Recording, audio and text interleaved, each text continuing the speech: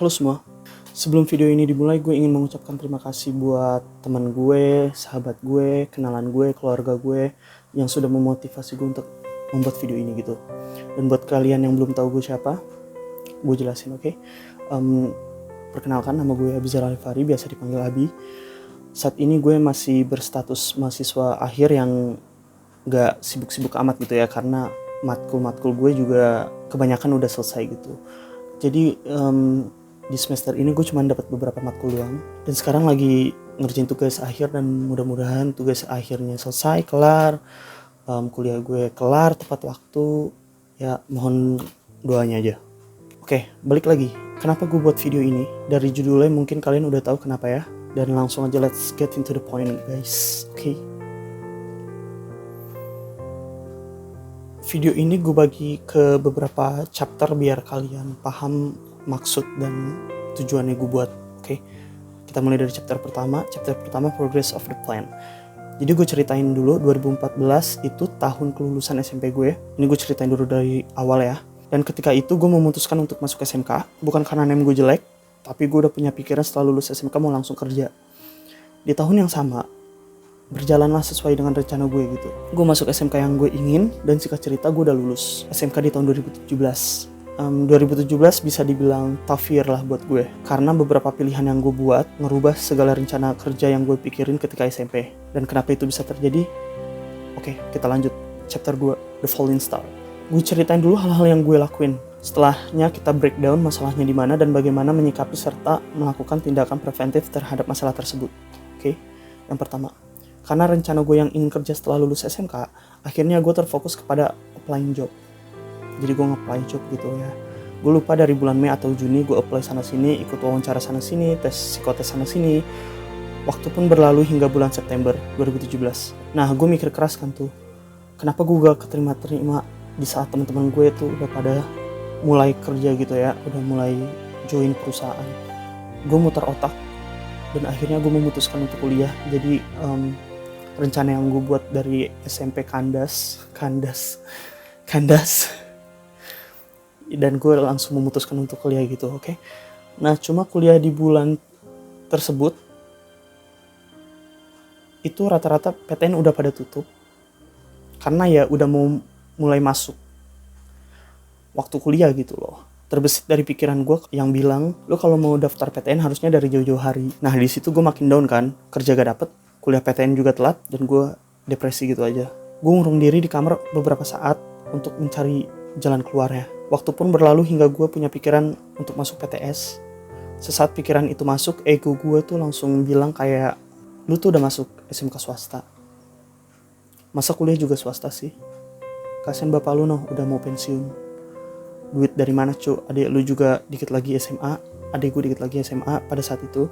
Gak kasihan lu sama orang tua, ha? Itu ego gue tuh ngomong kayak gitu. Awalnya gue gak terima dengan asumsi itu, tapi waktu gak berhenti. Kalau lu diem, teman-teman lu udah pada melangkah ke depan, mau jadi apa lu? Itu di pikiran gue ada kayak gitu loh. Terbesit di pikiran gue kayak, lu kalau diem aja nggak ngambil keputusan mau kuliah atau mau kerja, lu mau jadi apa? Teman-teman lu udah pada maju ke depan gitu. Terus akhirnya gue mencoba untuk berdamai dengan ego gue, lalu gue memantapkan diri untuk bergerak maju. Sampai satu hari dimana gue dipanggil ke ruang tamu sama orang tua gue. Jadi gue tuh kayak, gue masih ingat sensasinya duduk di kursi ruang tamu yang biasanya biasa aja, jadi terasa kayak duduk di kursi panas. Setelah gue duduk, orang tua gue ngasih beberapa pertanyaan. Ini bapak gue bilang, setelah ini kamu mau ngapain? Gue jawab, maaf, ma, pak, abang udah matahin ekspektasi kalian, bahkan matahin rencana yang udah abang buat. Yang dari SMP itu, yang gue bilang gue niatnya mau kerja setelah lulus SMK, ternyata gak bisa. Terus mama gue bilang, terus, sesimpel itu, terus gue jawab, kasih gue satu kesempatan, gue mau coba kuliah, dan ngejar jurusan apa yang gue mau. Gue pastiin gue akan berhasil sekarang. Orang tua gue bilang, ya udah sekarang lakuin dengan benar-benar, usaha yang maksimal. Ini yang kamu mau kan? Selama kamu suka, mama sama bapak setuju. Itu jujur aja di dalam hati gue kayak ada rasa frustasi karena gak bisa memenuhi ekspektasi. Tapi di samping itu gue sangat bersyukur karena punya orang tua yang sangat toleran sama anaknya gitu. Itu di dalam hati yang awalnya kosong dan hampa, tiba-tiba rasanya sejuk gitu bro pas orang tua ngomong kayak gitu, gila. Oke lanjut, chapter 3, make decision now. Singkat cerita, setelah wawancara intens antara gue dan orang tua gue, akhirnya gue masuk kuliah di September 2017. Serius ngejalanin pilihan yang gue buat sendiri, dan sampailah gue di tahun 2020 ini yang sedang buat video ini sembari ngerjain tugas akhir dan nunggu lulus, dan moga-moga gue lulus saya. Jadi kesimpulan gue buat video ini adalah ada beberapa poin yang ingin gue sampaikan kepada kalian semua yang nonton, khususnya kalian yang masih duduk di bangku sekolah. Poin yang pertama, rencana nggak ada yang work 100%. Pasti ada kendala-kendala yang terjadi saat lu menjalankan rencana apapun, khususnya rencana masa depan yang sedang gue bahas. Jadi kayak lu udah mempersiapkan, oke, gue pengen begini, gue pengen begitu. Kita bisa sebut itu plan A lah ya, plan A lu. Dan lu jangan terfokus hanya plan A lu. Lu harus punya side plan, plan B, plan C, dan seterusnya. Karena apa? Karena nggak semua plan yang lu rencanakan itu 100% work gitu. Pasti akan ada rintangan-rintangan yang kalau lu bisa lewatin alhamdulillah, tapi kalau lu nggak bisa lewatin itu kayak gue nggak bilang kepada kalian untuk merubah apa yang kalian pilih atau apa yang kalian rencanakan gitu. Tapi gue pengen bilang kepada kalian untuk mengambil jalan lain untuk menuju apa yang kalian inginkan gitu, apa yang kalian rencanakan. Dan yang kedua, poin kedua, kalian harus well prepared. Jangan cuma let it flow. Sometimes it's work, sometimes it doesn't work. Kalian harus bersiap-siap ada kegagalan walaupun kalian yakin 120% kalau bakal berhasil gitu. Bukannya gue menyuruh kalian untuk tidak percaya diri, cuman terkadang ya gak work aja gitu karena beberapa faktor, mungkin bisa internal maupun eksternal. Yang gue inginkan adalah kalian harus well prepared, kalian udah persiapin matang-matang rencana kalian sehingga chance failnya itu gak terlalu besar.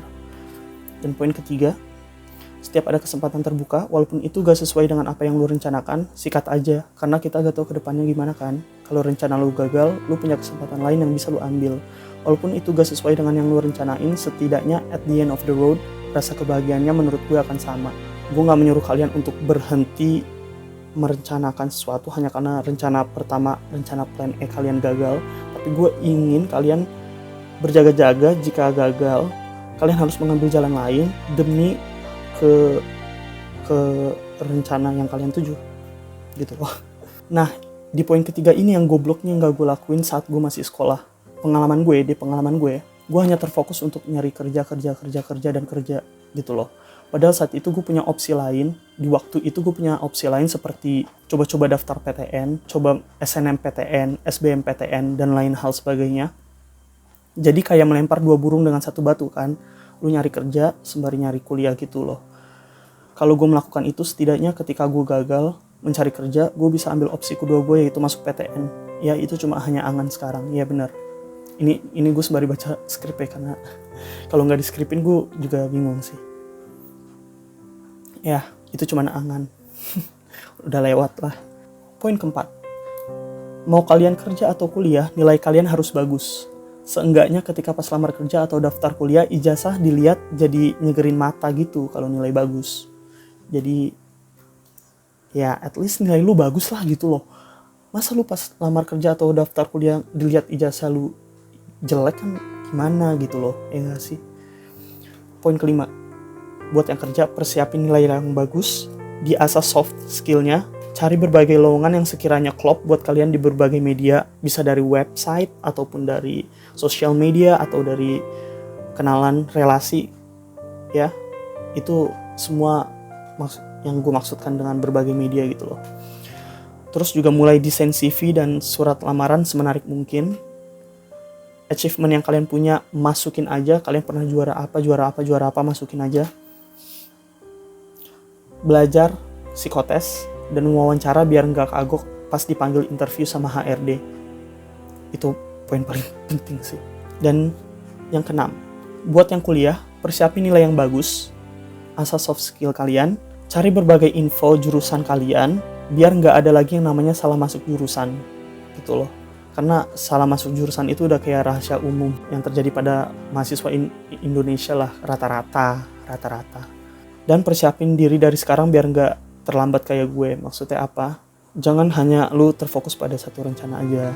Ketika rencana lu gagal, lu bingung mau ngapain. Karena itu pengalaman gue udah ngerasain pahitnya gimana pengalaman itu. Jadi dengan buat video ini gue pengen share kepada kalian pentingnya untuk nggak terfokus hanya pada satu rencana aja gitu loh. Sekiranya itu aja sih poin penting yang ingin gue bahas kepada kalian semua di video kali ini. Dengan harapan kalian gak ngerasakan apa yang gue rasakan, karena itu sedih bener boy. Video ini juga video pertama yang gue niatkan untuk gue upload ke YouTube dengan kemauan gue sendiri. Di samping gue memberikan pengalaman gue yang udah gue ceritakan tadi, ini juga menjadi eksperimen buat gue. Lebih tepatnya buat hidup gue sih. Jadi gue buat eksperimen dan sekarang lagi gue jalanin. Yang eksperimennya itu adalah apakah channel ini, Abizar Al-Rifari, bisa menyentuh 100k subs di akhir 2020. Itu eksperimen gue. Dan menurut gue sih kayaknya enggak. Tapi kalian bisa patahin ekspektasi gue dengan subscribe channel ini. Sehingga kalian bisa tolol-tololin lah pendapat gue yang gue bilang gue gak bisa 100k gitu. Kalian bisa buktiin ke gue langsung gitu loh. Gue tunggu ya. Like, comment, share jika kalian terbantu dengan video ini. Kalau bisa share sih, kasih tau lah kepada teman-teman lu yang masih sekolah gitu, biar nggak ngerasain apa yang gue rasain. Cukuplah gue aja gitu loh.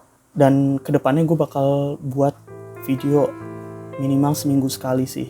Itu sih yang udah gue janjiin kepada diri gue sendiri gitu. Oke, kayaknya itu aja sih. Sampai jumpa di video gue selanjutnya. Oke, bye.